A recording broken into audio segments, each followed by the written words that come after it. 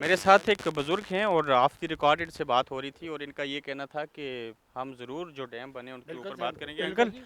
खान साहब को फंड्स देंगे यहाँ से? बिल्कुल दूँगा जी, बिल्कुल दूँगा। बिल्कुल अल्लाह हुक्म का बिल्कुल दूँगा, ठीक है ना? हम उसके साथ हैं, बिल्कुल। कब भेज रहे हैं पैसे?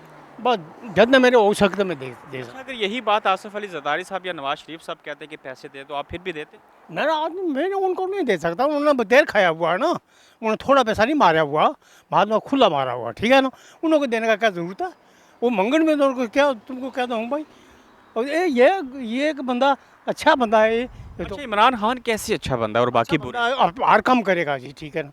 इन्हें तक अपनी मजदूरी करके क्रिकेट खेला और अपनी अपनी पैसा बनाया, अपना ज़्यादा बनाया, काम करके बनाया, ठीक है ना? अच्छा, इमरान खान साहब को ओवरसीज़ जो आप लोग पाकिस्तानी कश्मीरी हैं, ये भी आपका मुल्क है, वो भी है। आपके लिए क्या करना चाहिए उन्हें? उनको करना चाहिए, अच्छा काम करना चाहिए बस सारे के लिए। पर मैं तो इतनी तैयारी है बस। सब अच्छा करना सब अच्छा काम अच्छा करें, वो उसके साथ हैं, ठीक है ना?